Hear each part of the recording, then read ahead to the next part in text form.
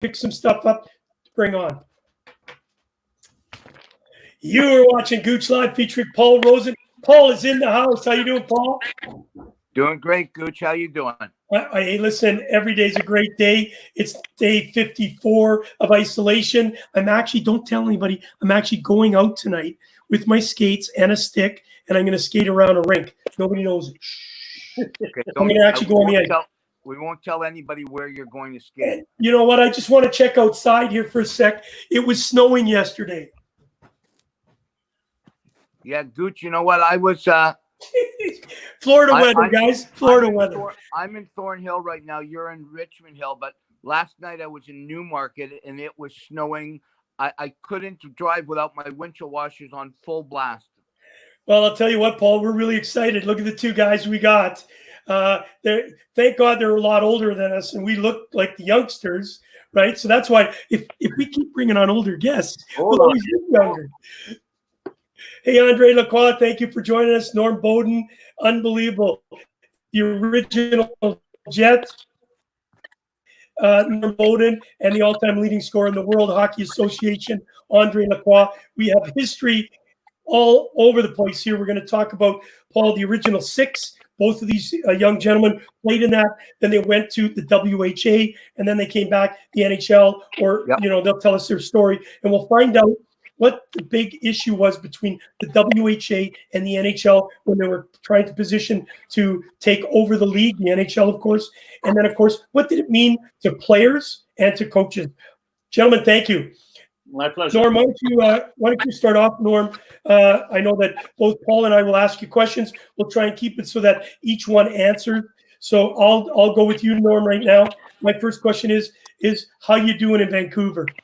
Doing great. The weather's fantastic, and it's a pleasure to be with you guys and talking to Andre Lacroix. Geez, I haven't seen Andre for 50 years, but it's great to be talking to you. And I just want to wish all the mothers a happy Mother's Day today. Absolutely. Thank you. Yeah.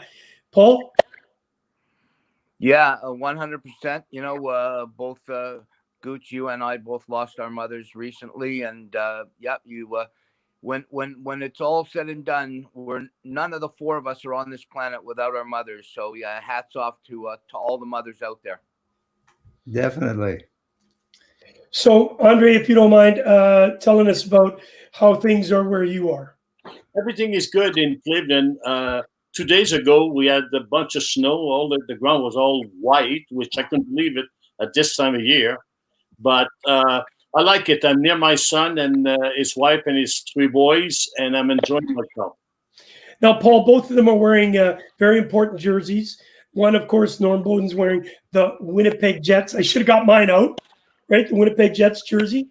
And, Of course, Andre Lacroix. I did not know this until yesterday when I was looking through. I missed this part of his career. 1974. Look at the Canada jersey. That's a beautiful jersey. Stand up. Andre, stand up if you're not already. That's a jersey that I wore during the game. Stand up. Can you stand up? Sure. Let's see that. Look at how beautiful that one is, Paul. Wow. And then the back. That's a classic. That's a classic. That's a jersey. I keep getting, people calling me, writing me. They want to buy my jersey. They want to buy the stuff I want playing hockey. And I don't sell anything. I'm giving everything to my kids. Hey, Norm, that jersey looked a little tight. Yeah, well, that happens to us old guys, Me too. I couldn't get my Canada jersey on, so I had to go back to the big, huge shirt that I got. Paul, I know you had a couple questions.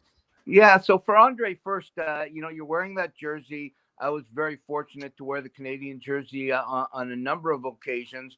Tell everybody what it's like to just put that jersey on. Well, you represent your country, basically. And to me, it was more important than wearing any other jersey that I played for the teams I played with. Because every time I look at the jersey and I see Canada in front of it and the Fleur de Lis, and I say, this is my country. This is, what I played for. So that was extremely, extremely special. And on top of that, that was the best year I've had in hockey. That's the year that I had 106 assists in one season. It's the same year. Wow, unreal.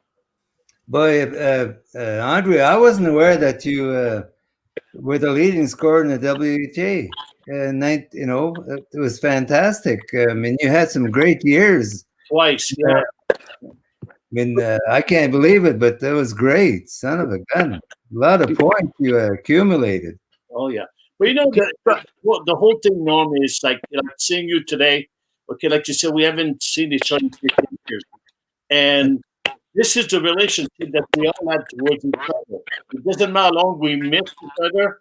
We always had a lot of respect. We always liked each other, and we're always happy to see each other. No, definitely. I mean, I can't believe it. I'm talking to Andre Lacroix and seeing Andre Lacroix live.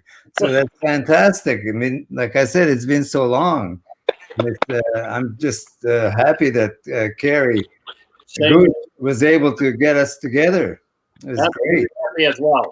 Well, you know, one of the things that we forget sometimes is about the World Hockey Association, and that's why Paul and I felt it fantastic that we could have two legends talk about that. But before we get there, let's talk about the original six. Obviously, both of you were able to play in that time. What a time, right? Ice hockey was pure. The teams, you know, they weren't, and no disrespect to today, but, you know, with 32, 33 teams, it sometimes gets a little watered down. Your impressions on the original six, Norm? Well, the original six, definitely, there was a lot of parity going through there. And, I mean, there was great balance, of course, and, the teams were strong. So it was a very difficult time to make a hockey team because there were so few players, and yet there's only 6 teams. So you had to work hard to actually make a hockey team. And we were fortunate enough, Andre and I, to be able to play in that time. Andre, what about you? Well, you know, to me, it's almost like if you're from Canada and you have 6 teams, on Saturday night, you don't go out on a date. On Saturday night, you watch Hockey Night in Canada. That's what people did in Canada. And the 6 teams they had, there was not a bad line on any team. Right. And the other thing, too, there were not too many trades then. They kept the players for a long time because they made sure they had the right players, you know, for their team. So when you watch the Montreal Canadiens, you knew you were going to watch John Beliveau for many, many years because that's the way it was then. And that's why I believe hockey was much better than it is today. So you mentioned John Beliveau, some of the greats, Henri Richard, Maurice Richard. How was it to play against guys like that? Because these are, as we know, you are legends. These guys were at the top of their game for many years, won a bunch of Stanley Cups. Your thoughts on them? Norm first, please. Yeah, definitely playing against Jean Beliveau, Jeffrey Hahn, Dickie Moore, and a bunch of Hall of Famers. And of course, Montreal, they had the pick of the litter every year. They sponsored 4 junior hockey teams in Canada. So they had the pick of the litter every year. And that's why they were contenders, at the top of the game every year. And they're in the top of the league. So they couldn't go wrong because if they lost one player, he was replaced by maybe better players. So it was very difficult at that time to play and to make a hockey team. Andre, yourself? Well, they were so serious about their game. And most of these guys had a job in the summer because they were not making much money. They were either working for Molson or Dow, the beer company back in Montreal. And I remember my first year pro, after I came back from Peterborough, I was playing for the Quebec Aces, and we always had an exhibition game against the Canadians in Quebec City. See, John Belleville's always been my idol.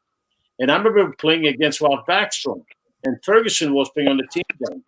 And in the exhibition game, and there's a delay for some reason, and I'm talking to Ralph Backstrom on the ice, and Fergie stepped right between the two of us, and he asked Backstrom, he said, "Do you want to switch jersey?" He was upset because he was talking to me, during the game.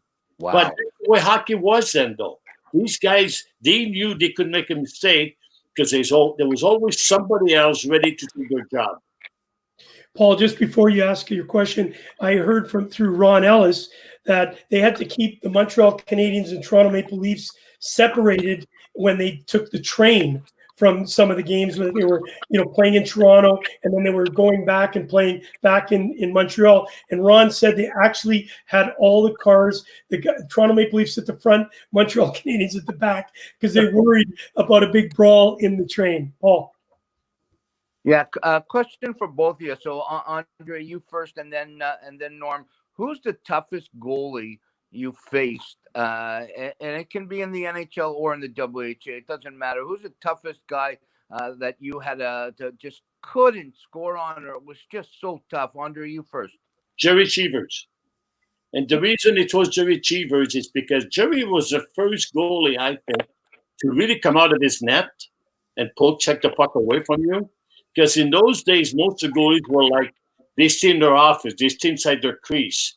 And the one thing with Cheesy, you never knew where he's going to come out at you. For some reason, he studied you, and he knew when to come out and not to come out. And to me, he was the toughest goalie I ever played against. Wow. Norm? Oh, definitely. I know I had Cheevers in mind also, but watching Glenn Hall, I think he was the most acrobatic goaltender that ever played the game, because I played with Glenn Hall in St. Louis, and the games I watched him play, and especially in the Stanley Cup Finals against Montreal Canadiens, he was just fantastic. It was spectacular. I mean, he was stopping, he was making somersaults with his pads on. That's how acrobatic he was. So Glenn Hall was definitely my top goaltender in the NHL. Fantastic. All right, just before we go into the WHA days, in the original six, question for both you, Andre, you can start off. Who was the best player that you played against in the original six? You mentioned some great names, obviously Jean Beliveau, Maurice Richard. Is there somebody out of that? Are those the best players you thought? Or was there somebody else that maybe the name is just not always heard about? I'll tell you, I thought, Maurice Richard was before my time, but to me, the two of the best hockey players I've seen were John Beliveau and Davy Keon. Davy, Yeah. Davy Keon was unbelievable. Yeah, no doubt about that. Jean Beliveau, I would say that too. He was a playmaker. He was a goal scorer. He was a good defensive player. He could do it all. Davy Keon was what you call a franchise player. Yeah, both of them were all-around players. And any hockey team would have loved to have them too. Yeah, for sure. All right, so let's move to the WHA days.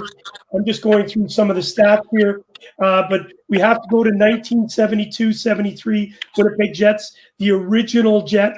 You signed the first contract for Winnipeg before Bobby Hull did his big parade. We heard from his son, Bart Hull, Paul, that he was unable to be he's actually at the parade, but never got the chance to get in any of the photos because he was too young. But you were there firsthand. You had a heck of a season, obviously, in the 78 games, 38 goals, 65 assists for 103. You guys were a heck of a line. Tell us a little bit about that. Well, in 72, 73, when I signed with Winnipeg, it was like I told Paul and Gooch, I signed it, I think it was April 26, 1972. So it was great. And I keep saying, when Bobby Hull heard that I had signed with the Winnipeg, right away he jumped to the new league. So it was a starter anyway, but it was great to go to Winnipeg, and it gave me a new life, and definitely playing with Chris Bordelot and Bobby Hull on the same line made it that much better for my hockey career, and it set me up for the remainder in the WHA. Well, the WHA went from 1971 to 79. I know Paul will have a question after this. I want to ask you the same question. Andre, you moved into the WHA in the exact same year, the 72-73, 78 games, 50 goals, 74 assists for 124 points. Tell us about the Philadelphia Blazers and also about your time playing against Norm. Well, the thing is, when I went to Philadelphia, I wanted to go back to Philadelphia because that's why I played in the National Hockey League. And every team I played for in the WHA, I thought that was going to be my last stop. I was fortunate enough that I had a contract that said I was a free agent if anything happened to the team. But I'll tell you, it was not a pleasure to play against Winnipeg because they were so good, to be honest with you. Okay, they were good defensively, they were good offensively. Okay, they could do it all. And to me, there's one. A lot of times they talk about which line was the most difficult line to play against. When you talk about Hall, Edberg, and Nelson, all these guys, and you talk, and Norm had such a great year in Winnipeg. So Winnipeg always had good teams. They always came to play strong. And I'll tell you what, they made it difficult for everybody else in the league. Yeah. Guys, I don't know if anyone's asked you this question, but was there ever a regret that you made the jump, that you went to the WHA? Did you ever think maybe, man, I should have stayed, or was there ever any regrets? Andre, you go first. No, the reason I don't is because I was not happy in Chicago. I had an opportunity to prove myself in the WHA. And when I came, the only thing I was afraid of in a way was we knew that as soon as we jumped league, we were blackballed in the NHL. We knew there was no way they were going to take us back.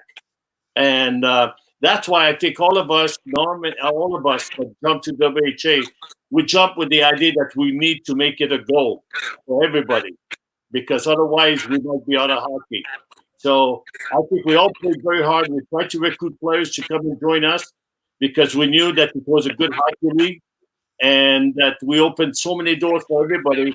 So I don't have any regret at all to move to the WHA. Norm? No, certainly not. It was a great move for me, definitely, because you're going to a new city and you're starting a new league and you're starting a new team and you're initially involved with the team. And then, of course, when like I said, when Bobby Hull came to Winnipeg and signed a $1 million contract, that made it much better. And it affirmed my signing with the Winnipeg Jets and going to the WHA, which was a great move, I thought. And it opened many doors for me also. All right. Great question, Paul. Great answer. Listen, Andre Lacroix, 551 games, 251 goals, 547 assists for 798 points in the WHA, just a little bit over a point a game. And then we've got Norm Bowden, 309 games, 97 goals, 155 assists for 252, just under a goal, a point a game. These are big numbers, guys. So while you were playing in the World Hockey Association, were teams now trying to get you back out of the WHA right away? Or were you allowed to just, once you signed, I know you had contracts, you were stuck there and you weren't listening to any other offers? Well, go ahead, Andre. Go ahead. When I signed with the WHA, and I think, what happened is when I played in Chicago, I was making $31,000 a year. So I got a call to go to Philadelphia to the Blazers in the WHA. And the owner of the Blazers said, I watched you play for the Flyers. He said, I want to give you a 5-year deal, double your salary, come to Philadelphia. So I said, that's a no-brainer. So when I went to Philadelphia, my goal was I felt like I was an ambassador for the World Hockey Association. I figured that all of us that jumped league, we were ambassador for the league. So I never had any offer back to go back to the NHL. And I don't think I could have either because I had a 5-year deal in the WHA. Well, talking about being lured back to the NHL, well, I had the opposite. After 4 years in Winnipeg and winning the AFCO Cup trophy in 1975-76, well, the Winnipeg Jets, we were the first team to go to Europe and have training camp. We started training camp in Finland, and we went to Sweden, and we went to Czechoslovakia. And like I said before, it opened many doors for me. And while I was playing in Sweden, I had a couple of good games, and someone from Switzerland a hockey man from Switzerland. He saw me play, and I had a good, pretty good couple games. So he was very interested in me. So he sent me a contract about a year later to go to Switzerland. And I did take it, and I left the Winnipeg Jets on a winning team, and I went to Europe. That's where my career ended. And I was a player coach for 4 years in Switzerland. So definitely it opened many doors, but I never did get another offer from the NHL. Now, do you think that was because you were blackballed, or like people just probably yes, no doubt about it. Yeah, as soon as you jump league, you were blackballed, no doubt about it. Great, Paul. That's crazy. Hey guys, you both know that the Gouche's favorite team is the Jets, and my favorite team is the Hawks. So there's a whole thing here with Andre, you playing with the Hawks, with the Flyers. Come on, the Jets. I want to ask you guys, because you both played with my favorite player of all time, Bobby Hull. Tell us a little bit about Bobby, what it was like playing with him and playing against him. Andre, you first. Well, I had a hard time playing with Bobby in Chicago because Bobby had a different style of game than we had. See, Norm and I came up with the play where if you're winning, you stay on your wing and you go up and down, and you expect the center to get you the puck and you go. And with Bobby was all over the place. You could find him on the right wing, you could find him behind the defenseman, you could find him anywhere. And that makes it difficult for a centerman. But the one thing is with Bobby Hull, you will not find a better person than Bobby Hull. Bobby, when he was in Chicago, he was as popular as Michael Jordan was in Chicago. And Bobby will do anything for you. Besides being just a great hockey player, Bobby was just a great individual. Norm? Yeah, definitely. Going back to Bobby, to me, he was the greatest ambassador for hockey in the world, anywhere. Mr. Hockey was a great ambassador, but Bobby, overwhelmed that. So, and playing with Bobby, I mean, it's a great experience, and I couldn't believe I was playing with Bobby Hull on the same line, and then Chris Bordelot is my centerman, and we played together as a line very well. Bobby, he never stopped working. He never stopped skating. And practice, he did the same thing. Off ice, he was a terrific, player to look up to for any young hockey player. And it was a pleasure playing with Bobby. And unfortunately, after the first year, Chris Bordelot, I think, was traded. So we lost we were called a luxury line, and we lost that line. But, I'll never forget, playing with Bobby. It was a pleasure. And you can't forget it, playing with Bobby, because he never stopped working. And, anywhere he was on the ice, like Andre said, it was difficult to play with. But I seem to know most of the time where he was. And definitely when I gave him the puck, we knew where it was going to go. He had, he had the goaltenders mesmerized. So that was a big thing. Well, we all know that Bobby's larger than life, right? Loud and fast. And so it's always a pleasure to hear stories about Bobby Hull. Listen, Andre, you mentioned the Philadelphia Flyers. Had to pull this up. Of course, you'll remember that picture. And then Norm, Winnipeg Jets. Wow. Before you answer, Andre, Norm, is that from the WHA days? Yes, it was. Yeah, definitely. WHA days. Yeah. We look pretty young there, Andre. Great looking guy, Norm. Great looking guy, Norm. And look at now. That's not, Andre. To be fair, that's not a toupee, right? You actually have that black hair. No, only Bobby wore a toupee, not me. What talking about a toupee? Were you in San Diego, Andre? I sure was. Here we're playing San Diego. What's a great day. And all of a sudden, in the second period, there's a brawl, and everybody goes on the ice. And there was no glass, right, Norm? It was all. And all of a sudden, everybody's grabbing each other, and Norm Ferguson, he wasn't a fighter. You played with Norm Ferguson. Good guy. And, I think he was the first one to grab Bobby, and everybody else was jumping in. And here's Norm Ferguson with Bobby's toupee. And that was the first scalp of the year. That's a good story. That's a good story. Absolutely. Now, I don't know if You remember that one, right? Andre, you remember that? Absolutely.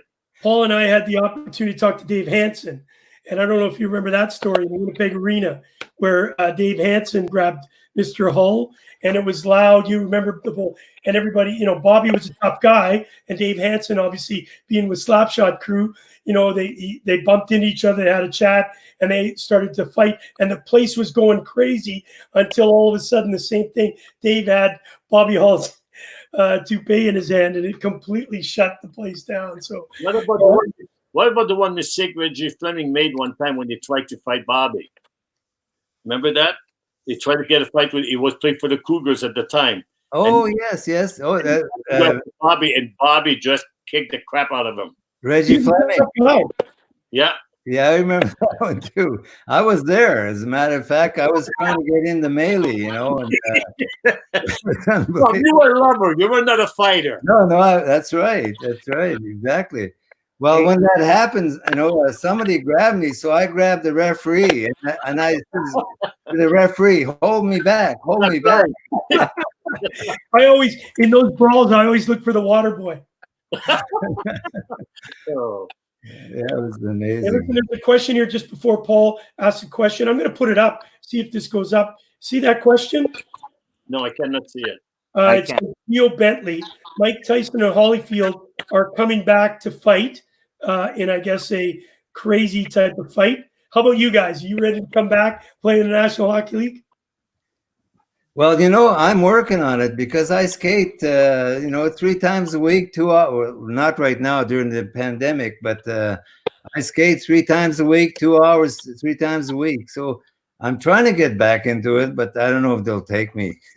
Well, I'll be 75 in June, and I played until this happened, the virus. I played every Sunday morning for an hour and a half. Yeah. Get myself in shape because I want to come back on a power play. Well, you'll be great in the power play with your hands, definitely. Yeah, with those kind of numbers, Paul. Hey guys, we love this. We love listening to the stories. Gouche is 61, I'm 60. Remember the days, and I don't like when people say, "Oh, the old days," but the hockey was so good, and the guys were great. You're talking about stories you're telling, and memories that you have. Do you guys, like, when you look at the game now and you look at the fact that the teams never have to actually talk to the fans, they can get in their bus and go from 3 stories below the building right out. What does it make you feel that the game has changed so much in that way? Norm, you go first this time. Well, definitely, back in the day, there was the players were more involved with the fans, and they give more of their time to the fans. So, the fans appreciated that. And like you say today, when you leave the building, you leave from the back, and nobody ever sees you. But again, it goes back to Bobby Hull. I keep going back to Bobby, and he would just stand there and sign autographs till the night is over, just about. And of course, all the other players would have to be in the bus waiting for him. Sometimes we waited for 2 hours, and unfortunately, we didn't have any beer in the bus while we're waiting. So it was a long couple hours waiting for Bobby. But he did it for hockey, and Bobby, I think, saved hockey. Really did. Wow, Andre. Well, the old days were so much better because we had booster clubs. And the booster club were our real fans. There were people that didn't even take a summer vacation because they want to buy season tickets. Okay, today, hockey is a business first, a sport second. When we played, it was a sport first and business second. Right. Okay. And I'll tell you, you could ask, look at us, Norm and I today. We haven't seen each other. We're so happy to see each other. The players that play today won't even remember who they are in 50 years from now because they don't know what it's all about to be friends with players. Because we have respect for each other. Today, players don't have respect for each other. They just care about the money. Yeah, well, they're making so much money, and they're all in different businesses, and they have. Absolutely. Hockey comes second. So that's right. So definitely, they won't remember exactly the person. 20 years from now, they won't even remember him. Definitely. When you played in the original six, did any of you guys have outside jobs, or were your contracts said you just played? I had a job. I went back every year and worked. Definitely, I had to. I had to support my family. Yeah, I had five kids in 4 years. Well, yeah, we know that you're. That's why Andre said you were a lover and not a fighter. That's right. I knew it then. So, if you guys don't mind me asking, I know the first contract you signed. Can you just tell us ballpark how much money you signed? Go ahead, Norm. Sorry, Norm. Well, I turned pro in 1962, and I was with the Regina Pats, belonged to Montreal Canadiens. So if you're with Montreal, they say you should be happy that you're signing with Montreal. It's a big deal. So, but after my junior hockey career, I played in the Memorial Cup in 1962 against Hamilton Red Wings, against Paul Henderson, Lowell McDonald, and a few other great hockey players there. And Pitt Martin, of course, was playing there too. So when I went to training camp in Montreal, I'm fighting against, Bellevaux and Richards and Tremblays and Provo. So, I've got some work to do if I'm going to take their position. So I signed, we didn't have an agent at the time. So in 1962, there wasn't such a thing as an agent. So Scotty Bowman and Sam Pollock came to me and they said, "We want to talk to you." So I said, "Okay." So I went up to their room, and here's me, 19 years old, don't know anything about signing contracts. And I go in the room, and they say, "What do you want?" Well, I said, "I'd like $5,000 to play, and $1,000 bonus." Well, they went nuts, Scotty Bowman jumped on the table and he said, "Who do you think you are?" So eventually I signed what they offered me, and it was $3,000 and $500 to sign. And, wow. and I had a very good junior career. I scored 80 goals my last year. So at that time there was a lot of goals in 1960. Yeah, of course, yeah.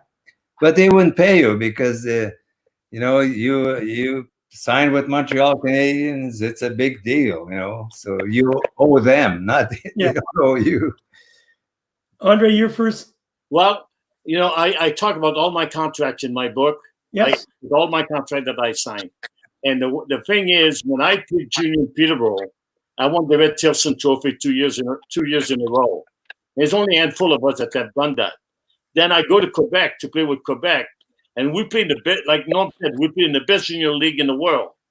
And Quebec offers me a contract for $4,500. Okay, and you either take it or you don't play because they own you. You don't have a choice. So I have a great year in Quebec City, and the owner, Mr. Martineau, calls me in, and he said, "You had such a good year." He said, "I'll give you a raise for next year." So they gave me a $500 raise. I know. And that's the way it was. Like Norm said, you don't say no, and you call them sir. Yes, sir. And that's the way it is. So we didn't have a choice.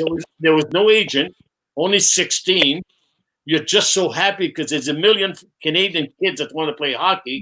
And you're fortunate enough that you're one of them that they're talking to. Yeah. So you take whatever you can, and you hope that eventually you'll make more money.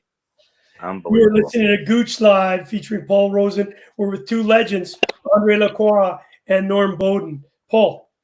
So leading up to that, with what you just said, follow up on it. What does it make? How does it make you feel when you see a kid come up and his minimum contract now is $1 million? But some of these guys, get a few million as a signing bonus. How does that make you feel, guys? Andre first.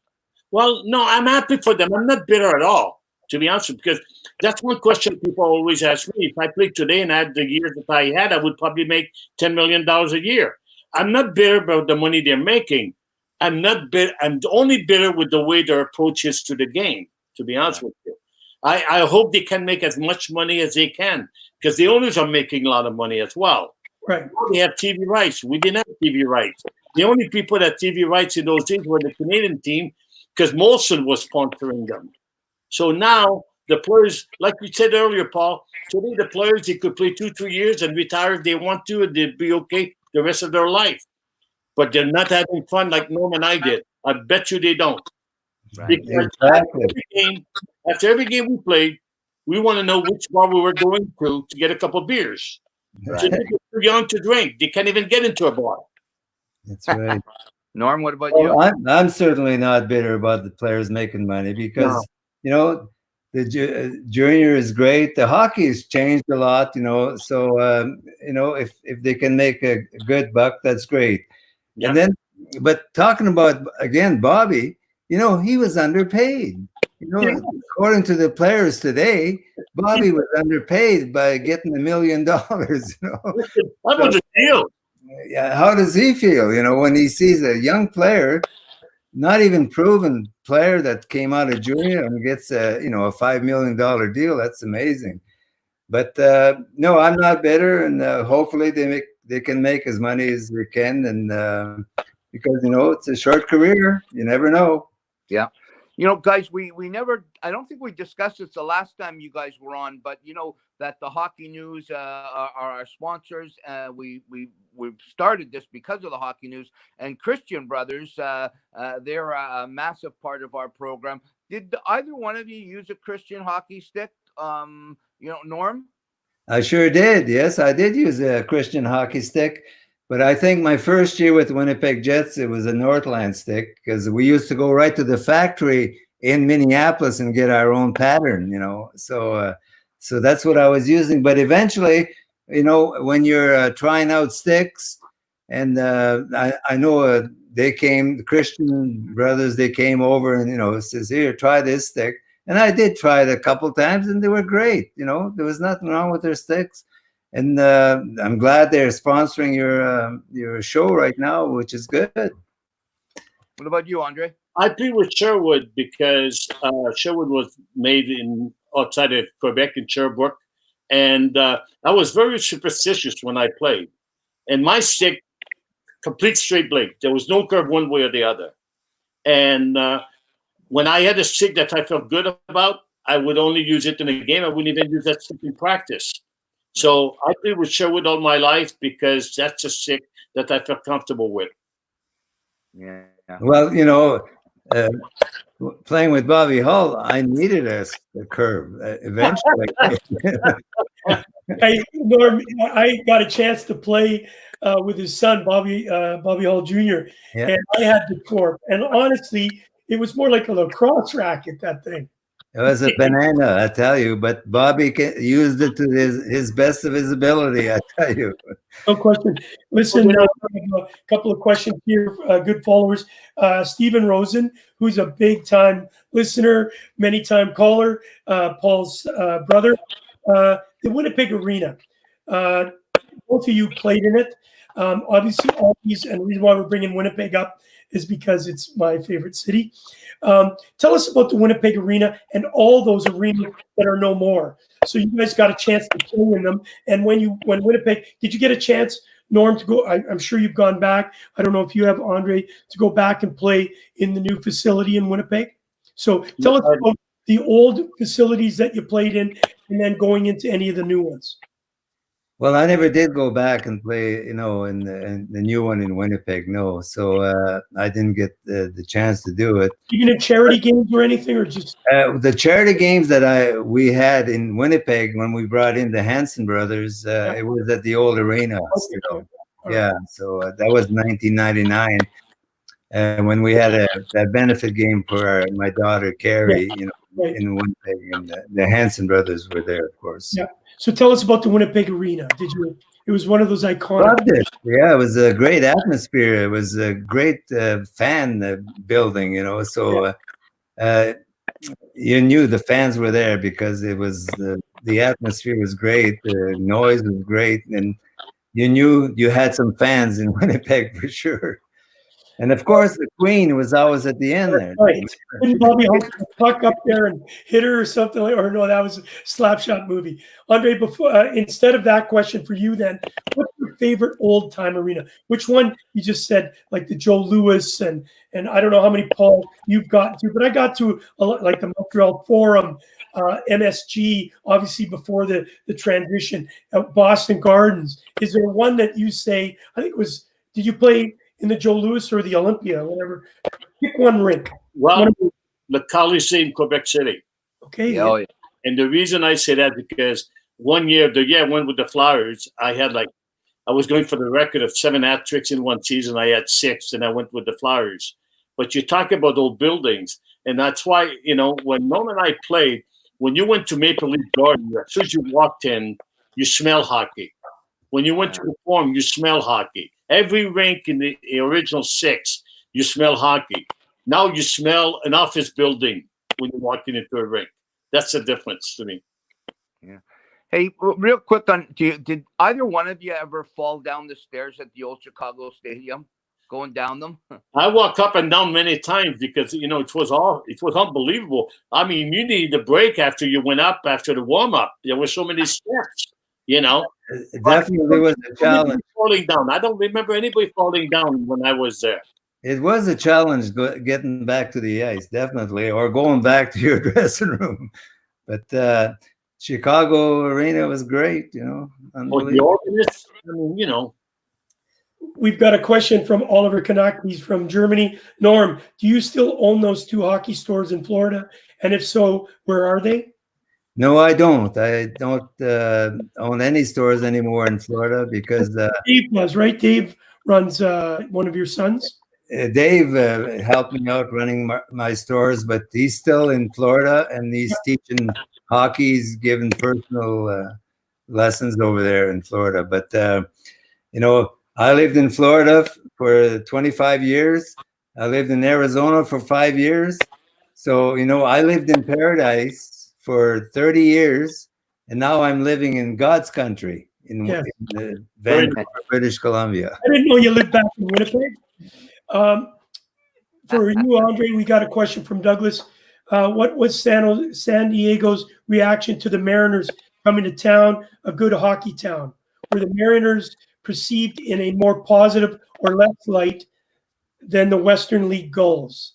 Well, the thing is, we had a tough sell in San Diego because of the Gulls. You know, the thing is, we drew a good crowd in San Diego. We had 8,000-9,000 people, but most people would come off the beach and come to a hockey game. You know, I mean, you could go to the beach and say, "Hey, let's go watch a hockey game tonight." So we did a great job promoting hockey, and then we had a huge youth hockey program when we were there for 3 years. And as soon as we left, our youth program went downhill. I think San Diego is like Quebec in a way. It's a great minor league town, okay, because the market is not there. They don't have the sponsor to support a big team. But I'll talk about Paradise like Norm was talking about. My gosh, my second car in San Diego was a street legal dune buggy. That's why I went to practice with a dune buggy. It's third court in my dune buggy.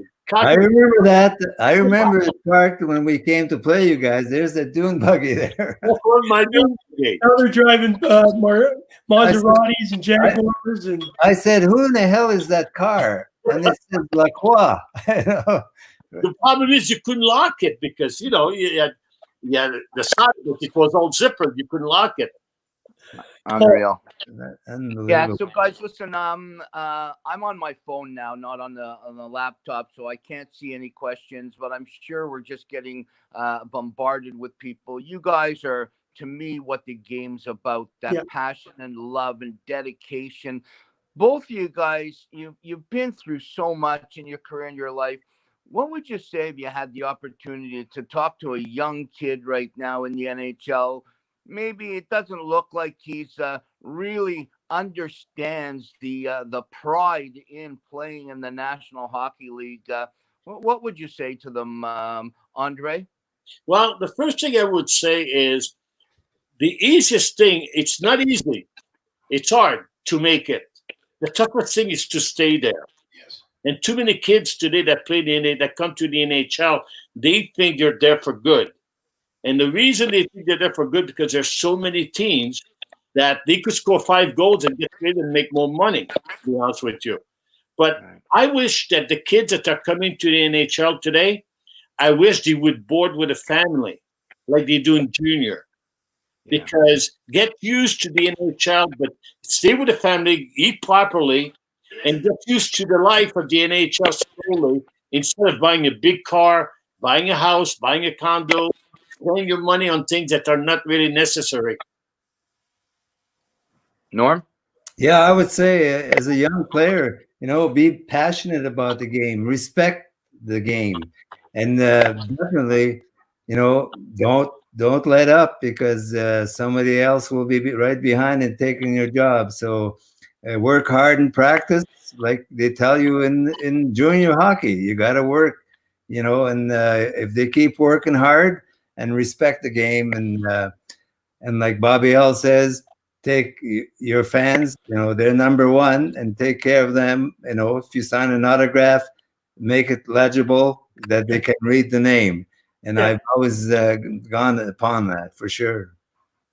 So we've been talking with Andre Lacroix and Norm Bowden. You're watching Gooch Live featuring Paul Rosen. We're so honored to have you both on today. As we get, obviously, we've taken a lot of your time on Mother's Day. We wish your wives and all of your family that have children happy Mother's Day.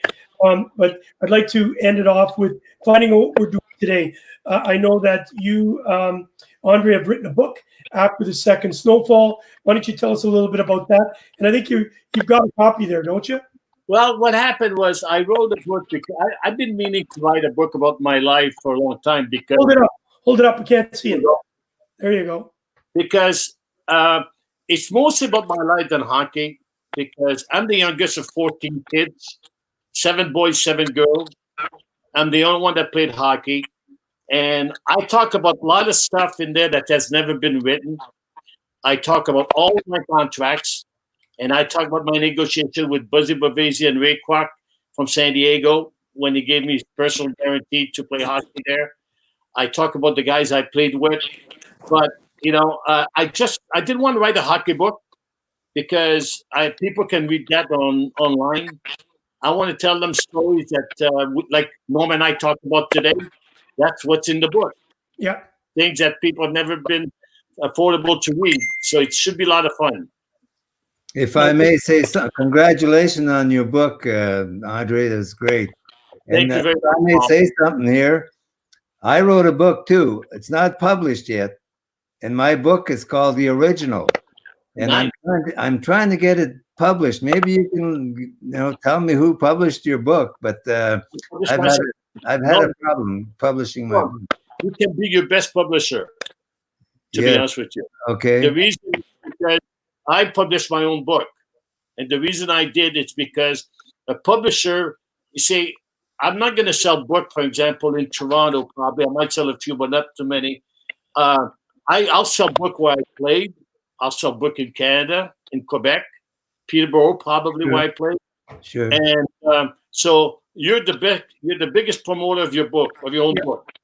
Okay, yeah, I'm going to try that. Hopefully, I can do it. And Norm, there are some small publishers that look to help you. As what Andre says, you are your best salesperson because again today the way books have gone, paper has gone away a lot more on internet. But it's you being able to go and selling a book, putting an autograph on it, and telling the stories better than anybody. Just to add on one more thing. Yeah, it's because my book is sold on Amazon. Everybody buys through Amazon today. Yes. Irish, you can go out and sell books. I sold a lot of books. In 2 weeks, we sold over 200 books on Amazon in 2 weeks. Did you? Yeah. That's amazing. It's great. Great. Yeah. Because We got to get a copy of both books.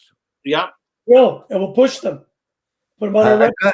I've still got my manuscript, and I'm sending it out to a few publishers, but it still hasn't happened. I'll give you a name after we get off. No, so you let me know. Yep. Okay. There's a great guy to. Can I say one more thing? Yeah. Andre, you're from a family of 14, 7 brothers? 7 boys, 7 girls. I've got 7 girls and 6 boys in my family. So we're 13. Very nice.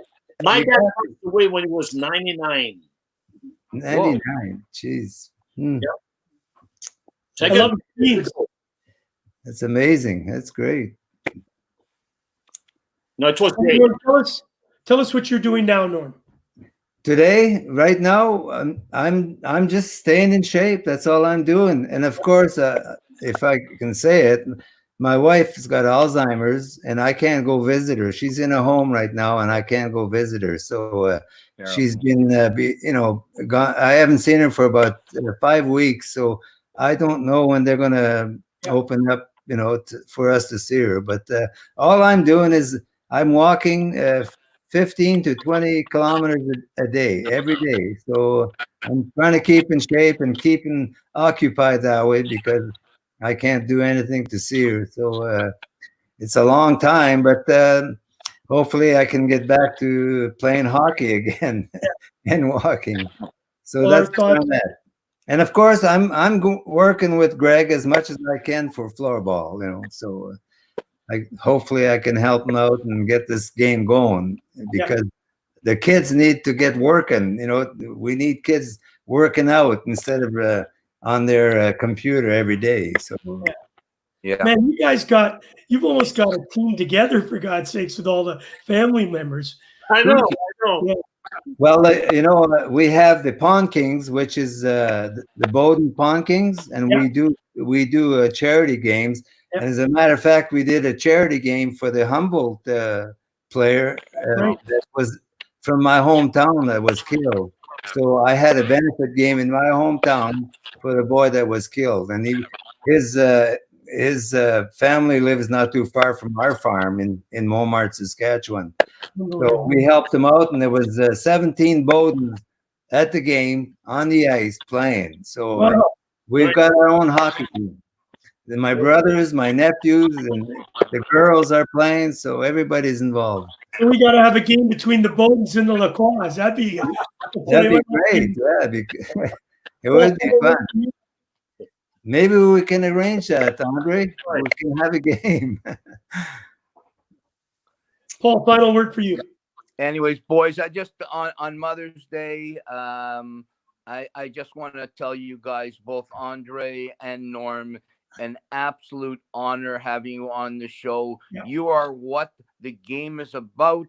You are why hockey and hockey players are the salt of the earth, because you just care so much, and it is a true honor to share the internet with you for a short period of time. Absolutely.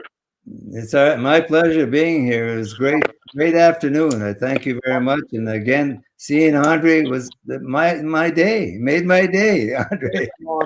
No, I'll keep your wife in my prayers. Merci beaucoup. Je t'aime. You know that we are thinking of your wife, Norm, at this special day. So please pass on our best to her. Hopefully you get to see her very soon. Both Andre and Norm, thank you so much. Norm, I want to thank you also for getting started on our first shift video. You sent it in to the shift. It's a mental health initiative. Andre, we're going to get you. I'll send you the one that Norm sent in. We want to get you on film too. It's a 30-second fun. We've launched this campaign to help out, obviously, with mental health at this particular moment. It's called Give a Shit. And on June 13th, Paul and I and a bunch of cast and crews are going to go out and entertain people on the internet. And we certainly love to have both of you involved. Norm, yours is classic. And I'm sure, Andre, this is a challenge. See if you can do a better one. You probably need your son to help you out a little bit. Because I know that, Norm, you have a great son named Greg and Dave to help you out. So, and I know Andre, you have a son. His name is Andre also. It's Andre Jr., right? Yes. All right. The bet goes out. Who can do the better video, Andre or Norman? Will Paul, you and I'll be the judges. Okay, On We'll it's a judge it, challenge yeah. there, Andre. Have a great day, Thank you, guys. It's a pleasure. All I'm right. sure you'll do well. Yeah. Well, thank you so much, guys. It was a pleasure having you on. Okay, thank you. Have a Happy good Mother's Day. Take care. Okay. Bye. Well, Paul, that was amazing to have two legends on our show again. We got a chance to do more than just talk about their careers. We had a chance to hear some of the inner circle stories that were going on in the WHA. Unbelievable. I can't wait to figure out how to do this on my laptop so I can see everything. Yeah. Because I see there's all kinds of stuff, but I can't somehow get to it. So we'll figure that out. But Yeah. you talk about respect amongst each other and amongst their peers. Wow, what a show. Yeah. And you know what? I think the learning from that, and you said it best when you had a chance to get the autograph from Bobby Hull, he made you feel a part of the game. And I think that is what's missing a league, even though these players obviously are under tremendous demand. You know, of course, you got to remember these two players, when they came up, there was no internet. You know, you could be yourself and not have to be watching people. Nobody was taking your autograph and throwing it on eBay and trying to sell it for more money than what the next person can. So I think, in fairness to players today, the game has changed, but the demands are that much more, and they have to be very selective on who they deal with. Yeah, that's a great point also, because they could get tricked into doing something and it's on the internet forever, and then their careers are over. Well, we just recently saw that with the issue of the shaming. And so I think today it's a lot more challenging to play in the game. So that's why maybe sometimes even their agents say, hey, guys, be a little more standoffish. Yeah. Yeah, I agree with you. Absolutely. 100%. All right, Paul, we know it's Mother's Day. Unfortunately, both of us, and along with my wife, do not have a mother. We lost him just recently. It's a tough day, but I think we are able to do these to maybe be a distraction. But we also want to send out to everybody out there, whether you have a mother or you've lost your mother. Our thoughts are with every mother in this pandemic time. It can't be easy. It's not easy. Not everybody, as Norm said, can go and see their wife, their mother at this particular moment. But we are thinking of them all as this world goes through this crazy time. Absolutely. We Gooch Live, and we pray for everybody out there, and we know what it's like. Like you said, you and Tony lost your mothers very recently. Mine's almost 4 years now. But we're not on this earth without our mothers. You know, good, bad, whatever. None of us are on this earth without our mothers. So don't take that for granted. Remember that. Absolutely. The one thing that I would always want to do today, I would like to pick up the phone and say, hey, Mom, it's Gooch. All of us would love to do that. We can't. So if you have a mother, please take very good care with her, because you only have one, and it's not forever. All right, Paul, thank you. Thank you, as usual, taking your weekend. Tomorrow we'll be on again. We are looking at changing the format a little bit, maybe even the time. Obviously, we have a lot of German fans that we love, so we'll continue on putting a show on for the Germans. We're just going to go through this because both of us doing this every day, trying to make the internet work, sometimes gets a little tiring. Not that we don't love it. We love you guys. And so we will be looking at the next. And what I find exciting too is, obviously you saw UFC coming out and playing or being a part of their sport again. What's next? MLB is talking about it. The NHL is still on the bubble. And I think what's really cool, the show before, I got to talk to two very key experts in soccer. Where are they heading? I listened to it. Great show. Yeah, and they're trying to start next week, Paul.